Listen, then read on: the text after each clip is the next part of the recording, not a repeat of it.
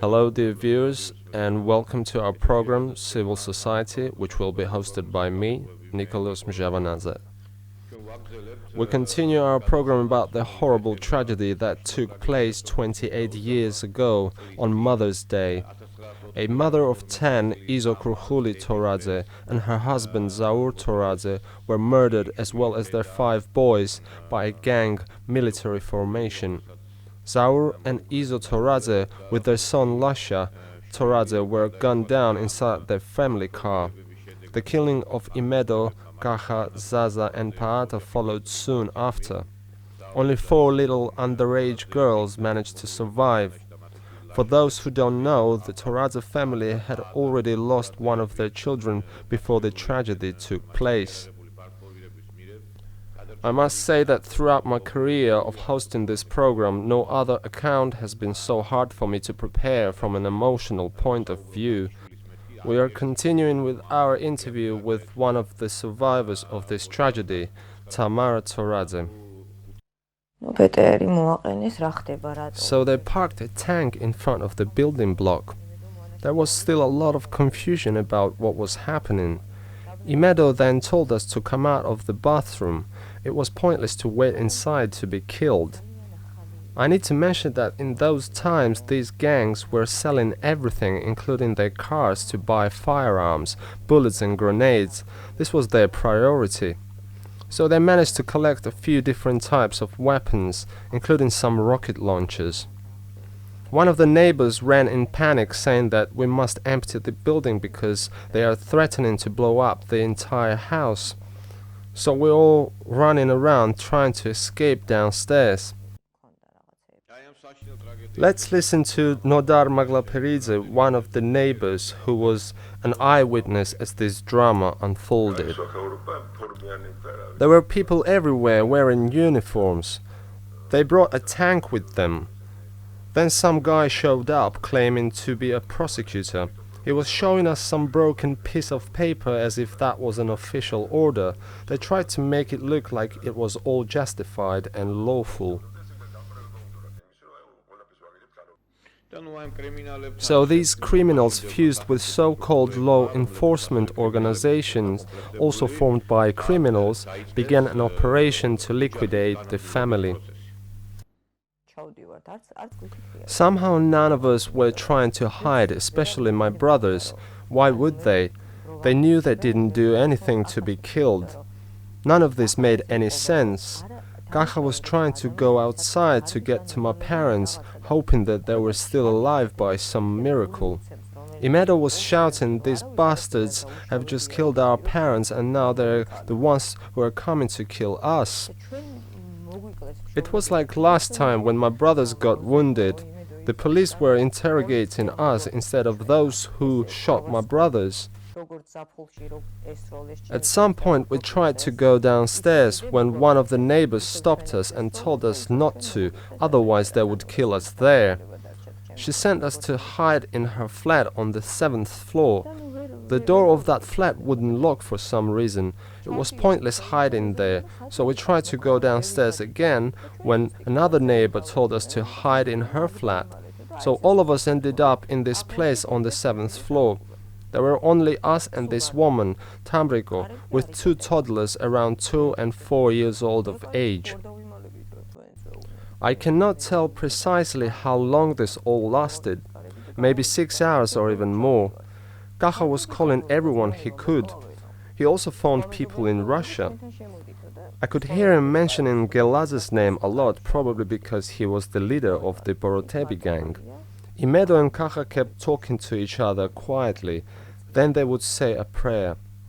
One of the neighbors kept running up and down, giving us updates about what was happening. They were looting our house, shooting everything inside, throwing mattresses out of the windows. The whole building was cleared of residents. They even pointed their guns at police when those argued that it should have been an arrest and not a killing. But the Mkhedrioni people told them to stay out of it, and this was none of their business anymore. Kakha was convinced that these people were coming to arrest my brother, so earlier he decided to hide all the weapons we had in the house. I have to say I was furious at that moment because I realized that everything my father had predicted was becoming a reality. It didn't matter to me anymore if I was to survive or not. I didn't care about my life anymore.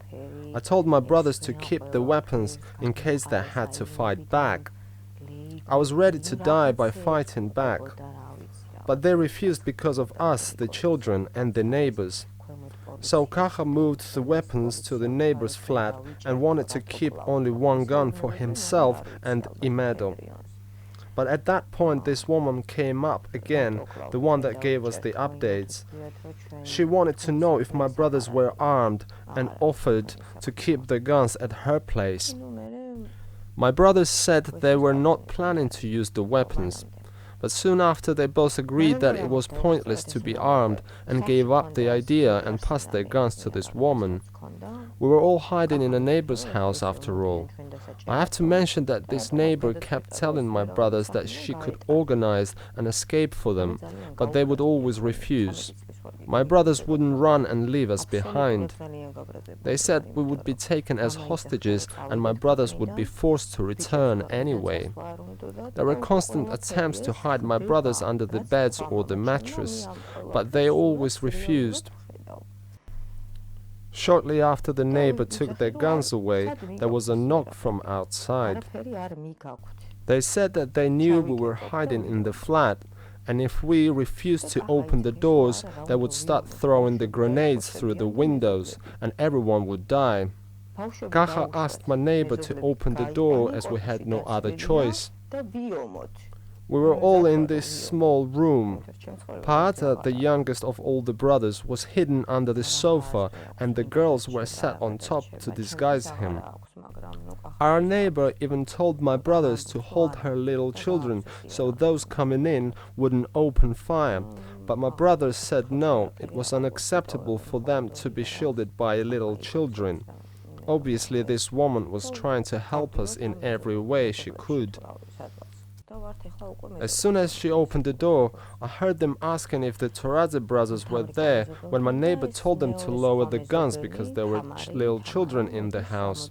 Kakha replied from the room, "Yes, we are here and unarmed. You can come in."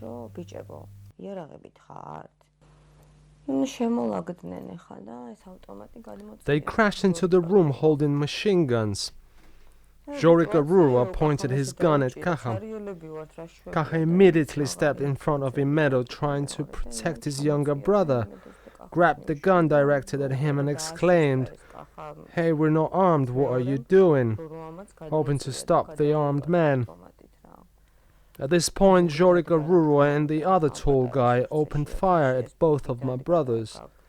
There was smoke everywhere in the small room. I could only hear my voice and seeing Kakha covering Imedo and screaming, "Don't shoot him." And then I saw both of them on the floor.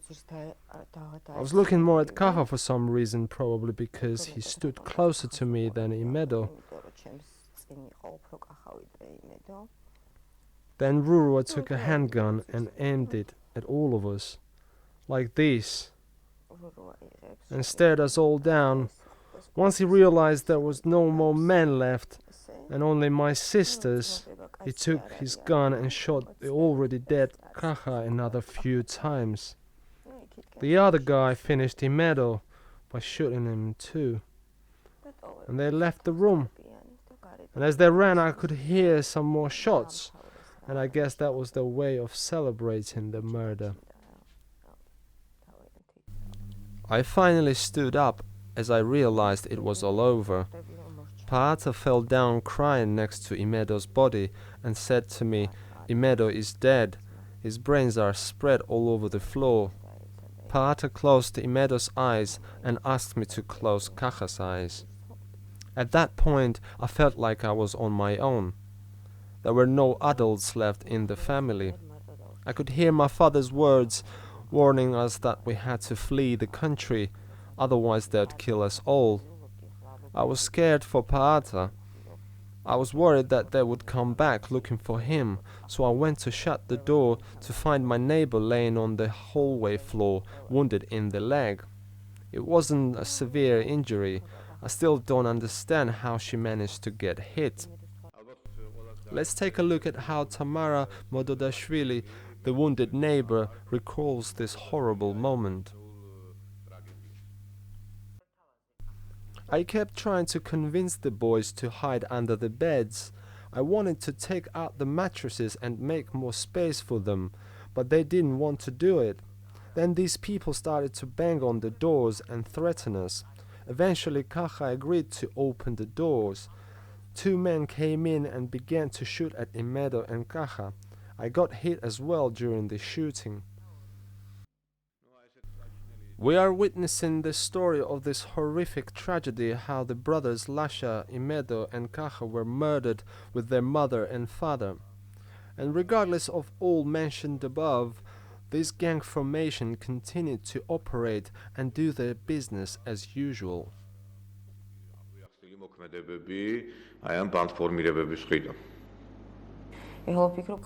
At this point, I suddenly felt like now it was me who's responsible for the rest of us who survived. So I went and tried to lock the door, but it took a bit of an effort. Eventually, pretty much straight after I closed the door, they returned and started to bang on it again. My neighbor refused to open.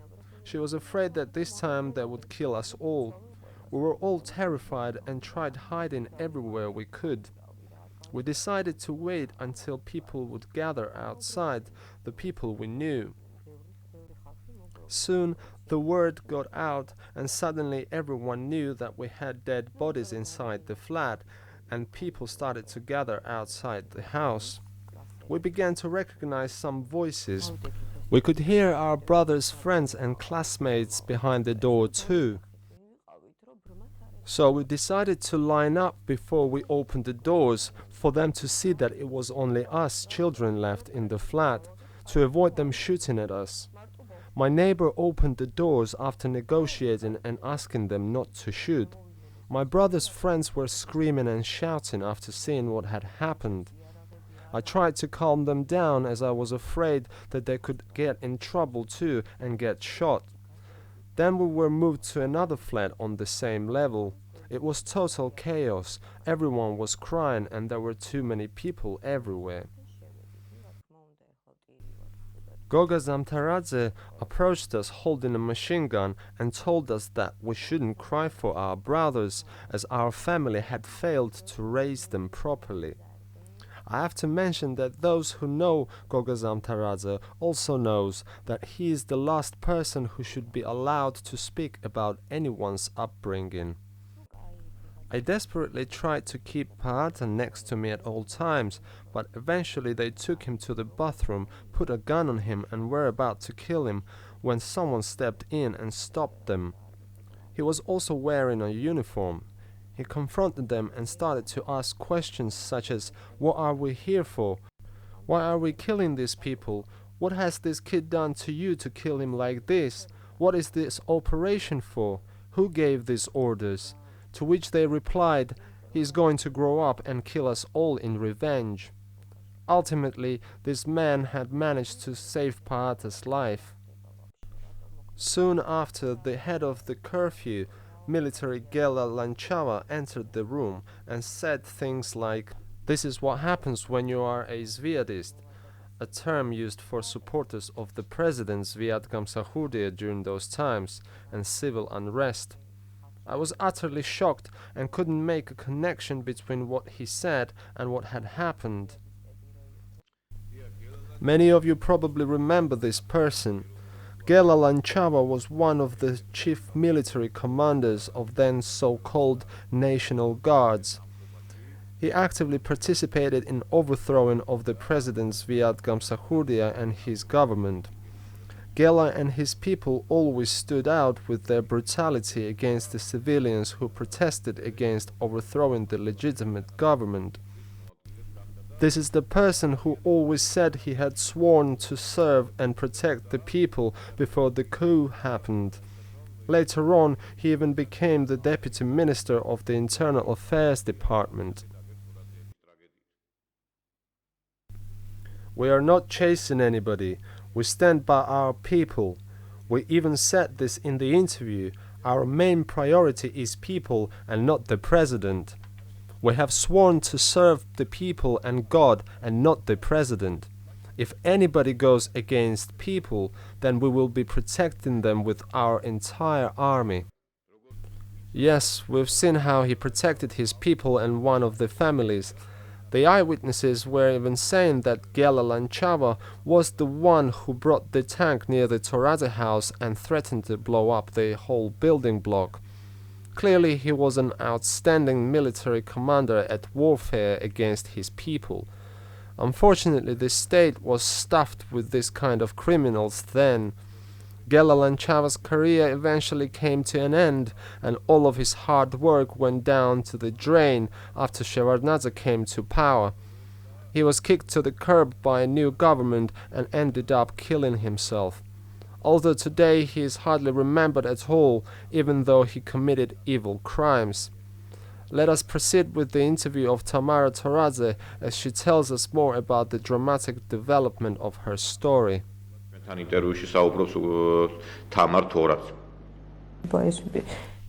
Believe it or not, Gela Lanchava had offered help to my brother Lasha after the shootout with the Toradzeebi gang during which their friend Namtseta was killed. He turned out to be Gela's close relative.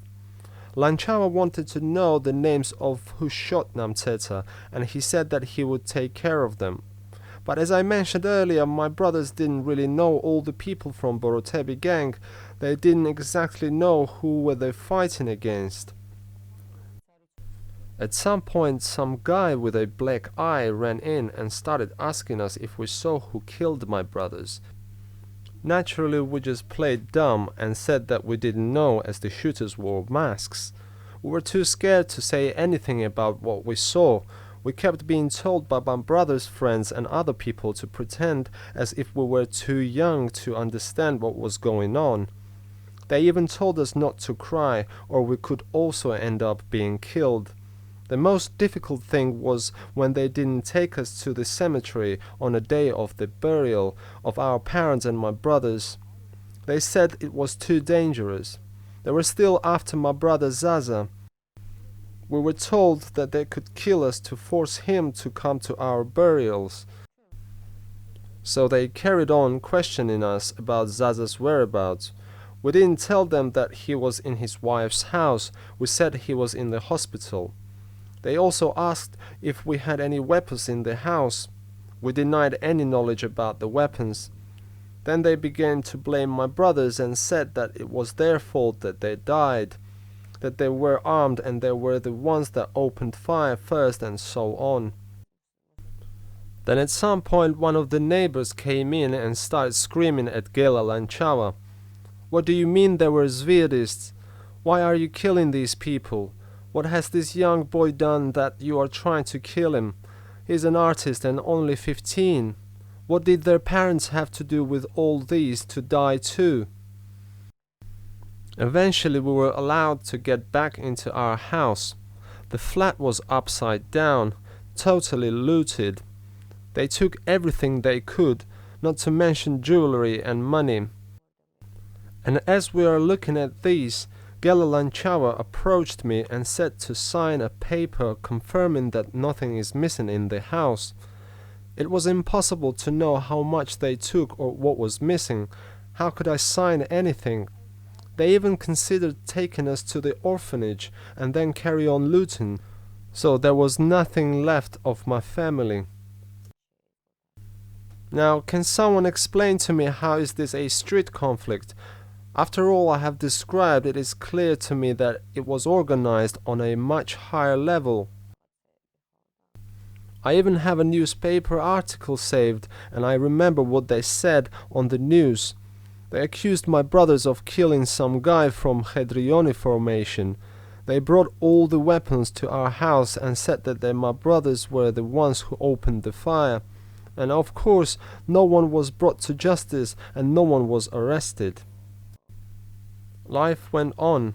We stayed at different places for a little while. Eventually we came back to our house. During the farewell ceremonies, these people kept calling us up and saying horrible things like, "We are going to come and throw your dead family members out of the window." They wanted to provoke Zaza to show up. Soon they found Zaza at his wife's home and took him away. He never returned to us. We still don't know where he was taken. He was most likely tortured and then killed. We don't have his grave. They were also terrorizing all of my brother's friends. Some were turned and forced to work with them. Some became their informants and told them everything. Some friends kept silent. This is how Zaza's story has ended. 2 years passed. One of our relatives phoned us and said that she overheard people talking at the Meteki hotel. This could have been Borotebi, and they were talking about the youngest Toradze brother. He was growing up and it was time to take care of him, otherwise he could take revenge soon. So one day, it was 21st or 28th of February, I'm not sure, Paata was on his way to college. His friend was driving him in our dad's car. A group of people carrying machine guns and driving a regular car stopped them.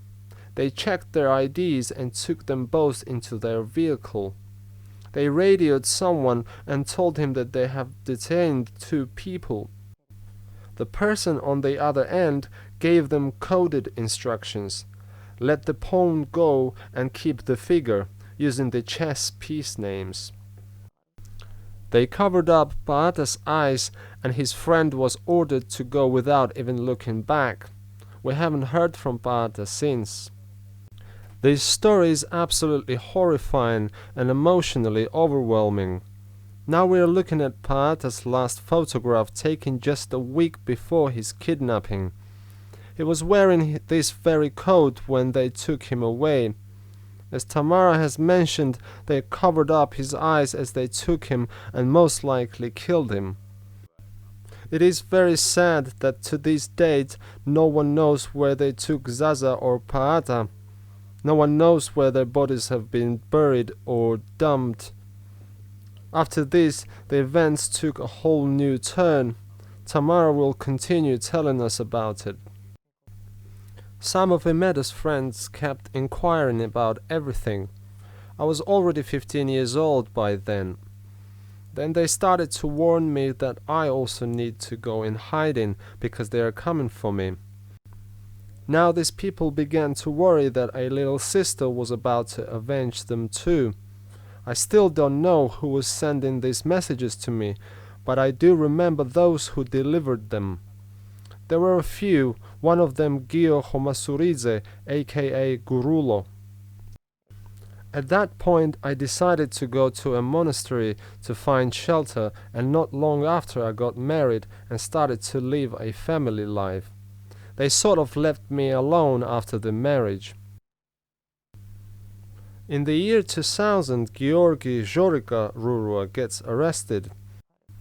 The investigator, David Kekua, called me to have a meeting with him.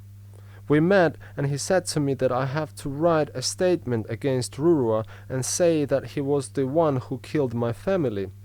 I said, "Are you telling me that he was the only one who killed my family?" He said yes. I could sense trouble already. I told him not to bother me anymore, and I didn't want to participate in the investigation because Rurua wasn't the only one, there were many others. They were only interested in arresting Rurua and wanted me to testify only against him. So I immediately decided to leave the country, and I left. Unfortunately, Kekua didn't manage to escape the Rurua brothers. In 2007 they were released from jail and Kekua was arrested instead. Soon after he was found hanged in his cell as if he's committed suicide. The Rurua brothers hanged him as a revenge. I'm still wondering where is all the material and notes that Kekua used while investigating the Rurua's case. It's all gone. By the way, there is a quite interesting documentary film called The Anatomy of the Ruruas, made by Natia Mikheashvili, where she also speaks about this particular episode, on how David Kekua went against the Rurua brothers and Giorgi, Jorika Rurua in particular.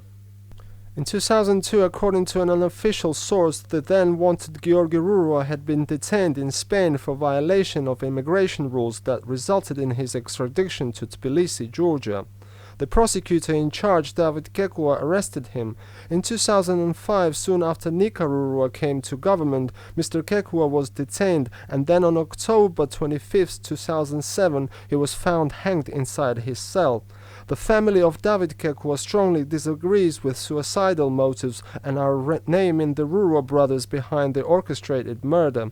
They claim this was an act of revenge by Giorgi Rurua for being arrested by Kekua in the past.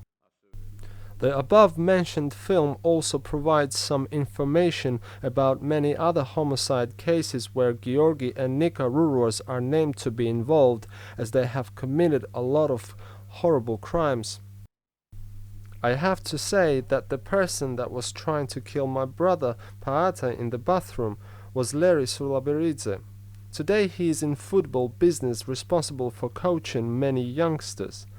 Also, I have to mention Zarala, who is a multimillionaire today and can make me disappear in a second.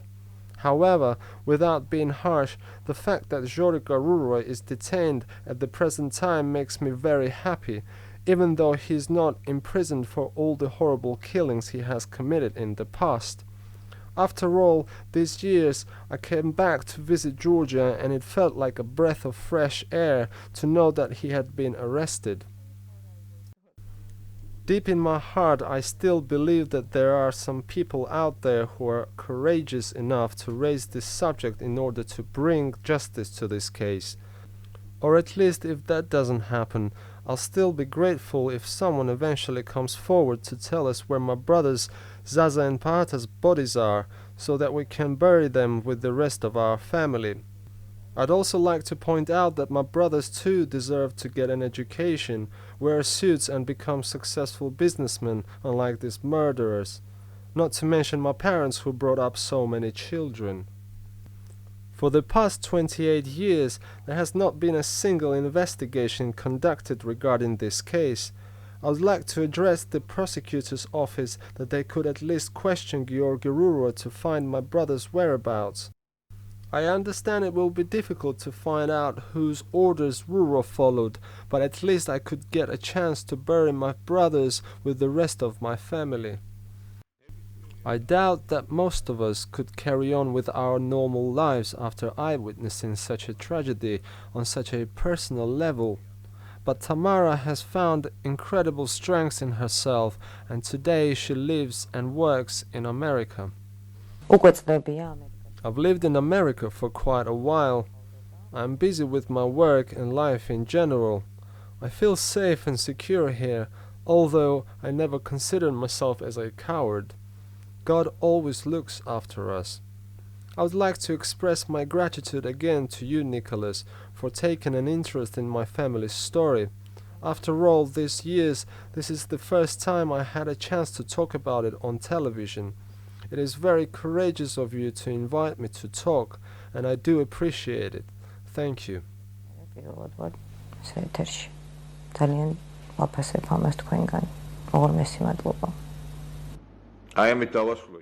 We are ending this emotional interview with Tamar Toradze. Thank you, Tamara. I do respect a family that has many children. It is so sad in such a small country like ours, with such a little population, people were killing and destroying entire families for nothing. And it is even worse that the murderers of 7 members of the Toradze family are still unpunished, and the case has never been investigated.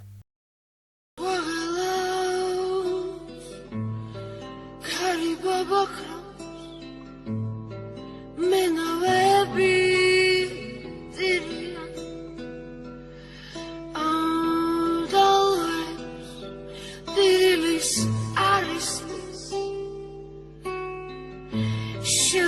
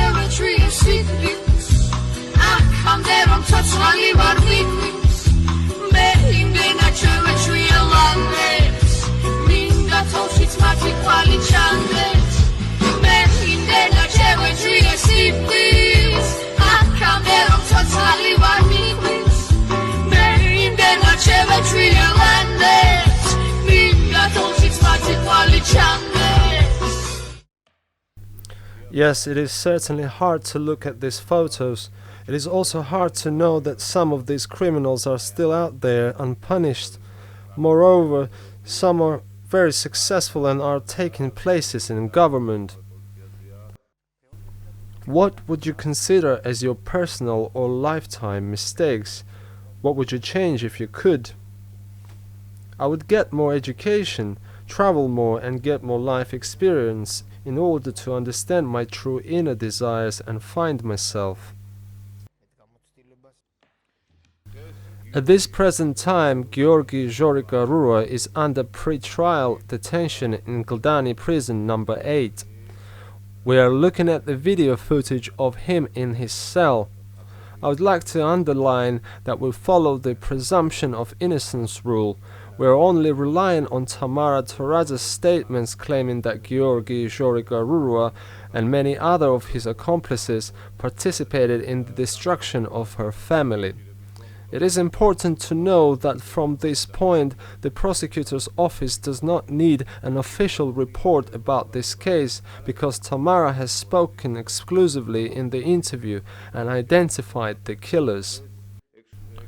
Right now we are seeing how they are retrieving some of Rurua's items out of his cell in order to complete a DNA test.